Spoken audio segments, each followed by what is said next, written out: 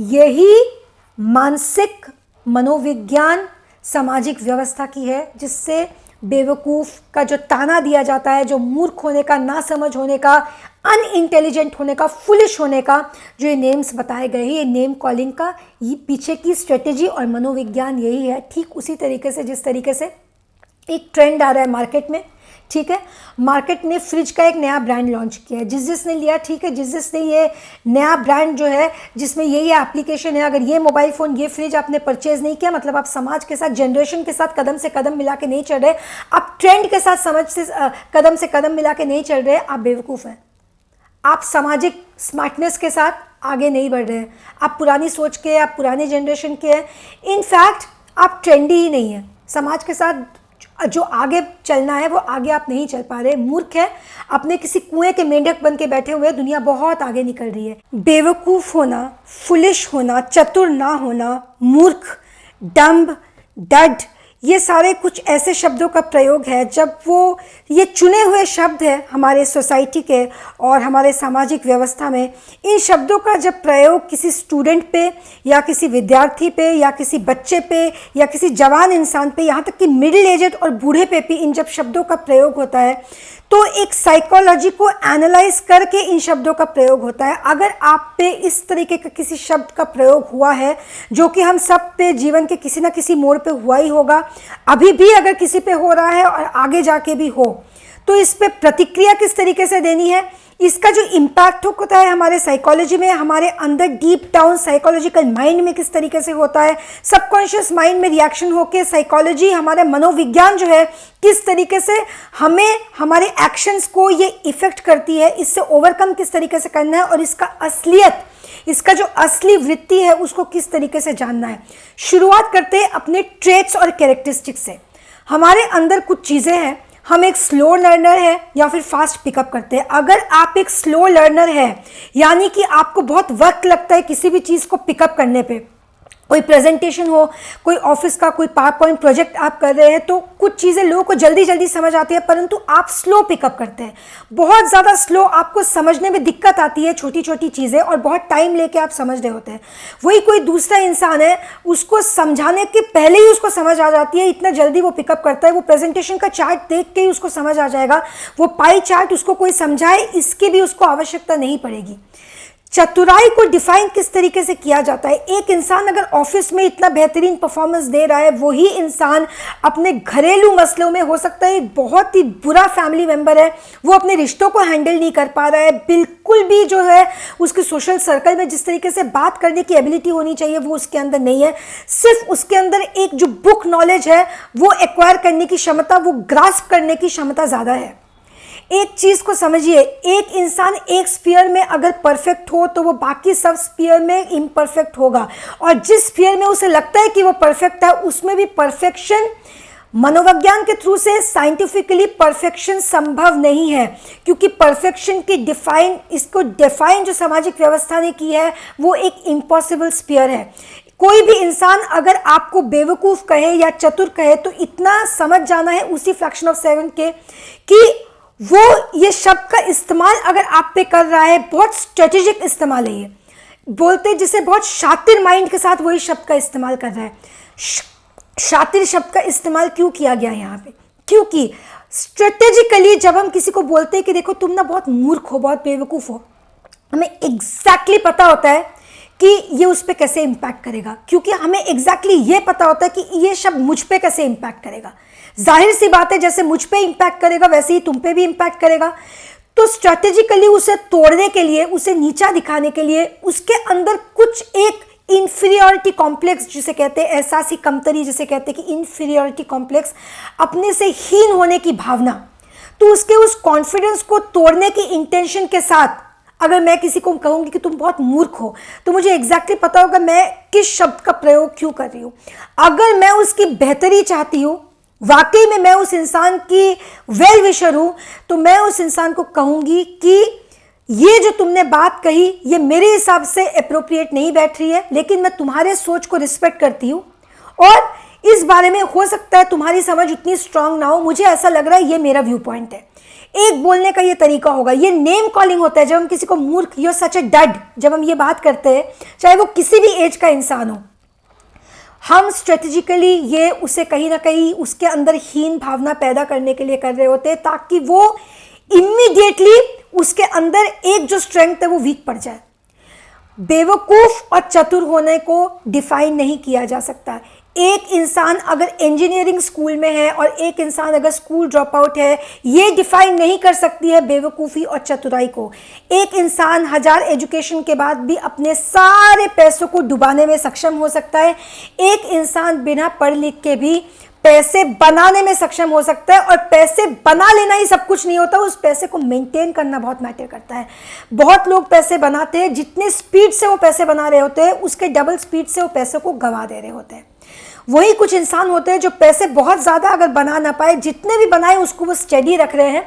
वो पैसे को ऐसा नहीं कि उनके हाथ में छेद है कि वो पैसा जितने रफ्तार से आ रहा है उतनी ही रफ्तार से निकल जा रहा है। कौन डिसाइड करेगा कौन मूर्ख है और कौन चतुर है?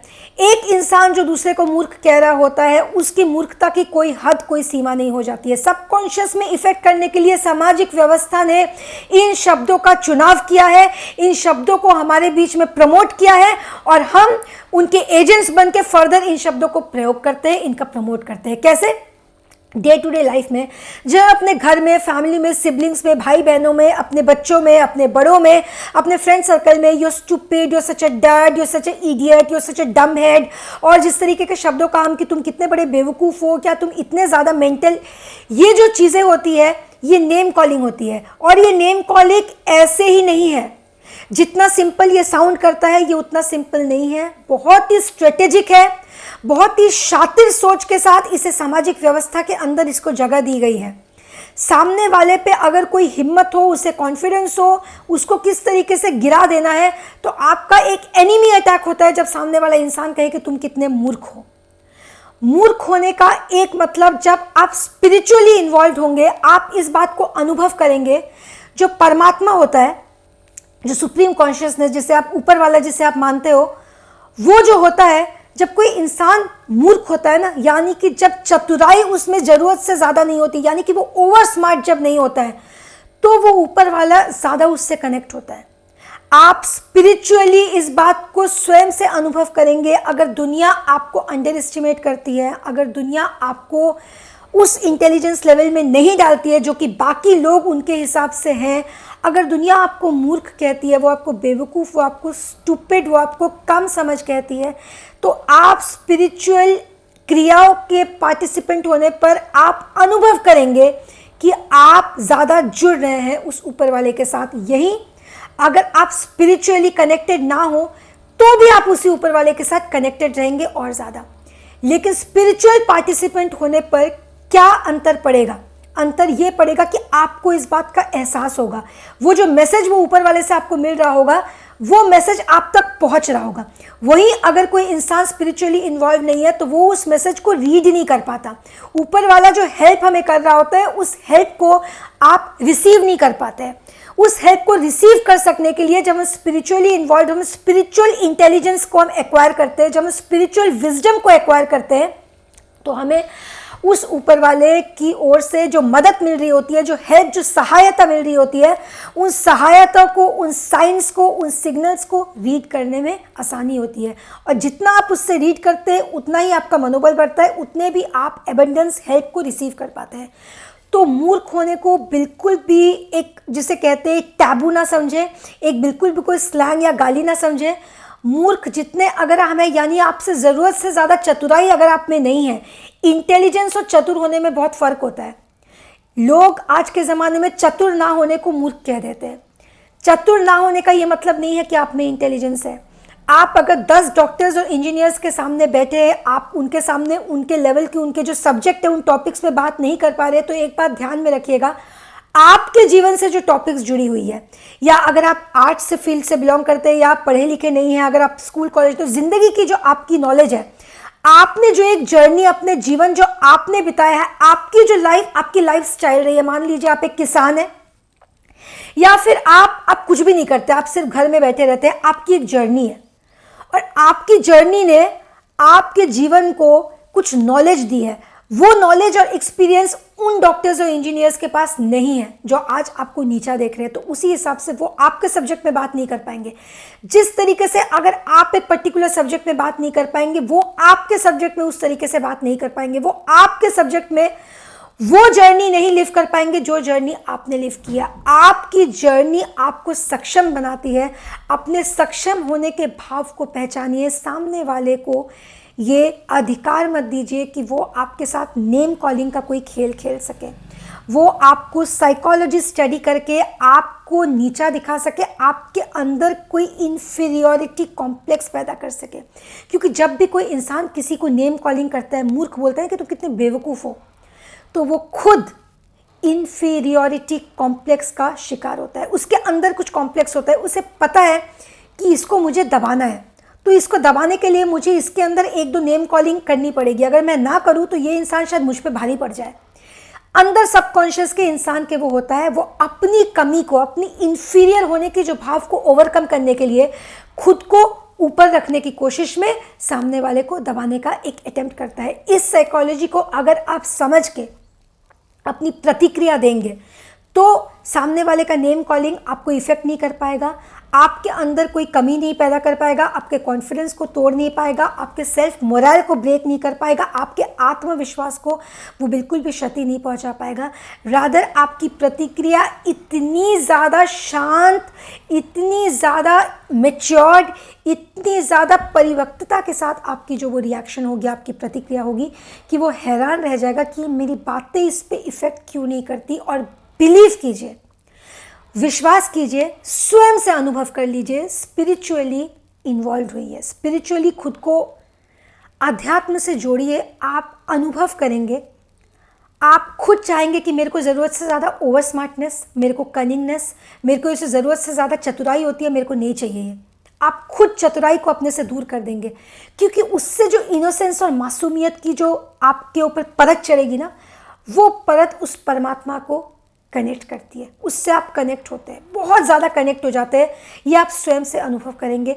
इसको ज़रूर से करके देखिए। मोहताजी किसी तरह की नहीं, कोई तारीफ़ की मोहताजी नहीं। मेरे को कोई इंटेलिजेंस बोल रहा है, मेरे को बोल रहा है मैं बहुत समझदार इंसान हूँ, बहुत इंटेलिजेंट हूँ, बहुत मैच्योर्ड हूँ, ये हूँ वो हूँ, कोई तारीफ़ की मोहताजी नहीं, कॉम्प्लीमेंट की मोहताजी नहीं। सामने वाले से अप्रिसिएशन, कॉम्प्लीमेंट चाहिए नहीं चाहिए कोई फ़र्क नहीं पड़ता है। कॉम्प्लीमेंट सिर्फ उस परमात्मा से मिल जाए वो बहुत बड़ी बात है, और किसी से नहीं चाहिए। दूसरा, एक बार जब कॉम्प्लीमेंट की मोहताजी ख़त्म हो जाती है ना, कि लोग हमें क्या अप्रिशिएट करेंगे, हमें क्या बुलाएंगे, वहीं पे जो गुलामी है वो उसी वक्त मोहताजी के साथ गुलामी का अंत होता है। गुंजाइश नहीं बच जाती, क्योंकि गुलामी इंसान कब करेगा? हमें अप्रिसिएशन चाहिए, हमें प्रेज़ चाहिए, कॉम्प्लीमेंट चाहिए, तो गुलामी भी होगी। लेकिन जब इसकी मोहताजी ही खत्म है तो कोई गुलामी नहीं। जैसी आपकी सोच है वैसे चलिए, जो आपको लगता है सही वही कीजिए। बस मॉरली क्लियर रहिए कि मेरा अंतर मन साफ है, मैं क्लियर हूँ, मुझे रात को अच्छे से नींद आ रही है, मैंने किसी के साथ कुछ गलत नहीं किया है, दैट्स इट। फिर किसी की गुलामी, कोई हमें अपना गुलाम नहीं बना पाएगा, हमारा अपना माइंड तक गुलाम नहीं बना पाएगा। किसी की कोई गुलामी नहीं, कोई हमें दबा नहीं पाएगा। किसी की हिम्मत नहीं होगी कि हमें दबा के निकल जाएगा। दबाएगा कैसे? जब सामने वाले को पता है इसका कोई वीकनेस नहीं है, इसकी मोहताजी नहीं है, तो इसको तो मैं स्लेव नहीं बना पाऊंगा। ये वही मनोविज्ञान है, ये वही सामाजिक व्यवस्था है। सब कुछ बहुत सोच समझ के है। अपने आसपास की जो चीज़ें हैं ना, हम स्पिरिचुअली इन्वेस्टेड होने के बाद इस चीज़ में और केपेबल हो जाते हैं जज करने में, हमारे आसपास जो चीज़ें हो रही है उसको समझने में कि क्या है, क्यों है। सब कुछ उतना सिंपल नहीं है जितना सिंपल नज़र आता है। सब कुछ उतना कॉम्प्लिकेटेड भी नहीं है जितना माइंड कर देता है। कि ऐसा ना हो कि हर चीज़ में आप शुरू कर दे कि कुछ तो है, कुछ तो गड़बड़ है, ऐसा नहीं। ना कि फिर उस चीज़ में इस तरह के सब कुछ इतना सिंपल भी है। थोड़ा अवेयरनेस, थोड़ा विजडम, नॉलेज एक्वायर कीजिए, विजडम एक्वायर कीजिए, स्पिरिचुअल विजडम एक्वायर कीजिए। ज़िंदगी बहुत ज़्यादा आसान हो जाएगी। जब मोहताज नहीं तो गुलामी कैसी? ब्रेड।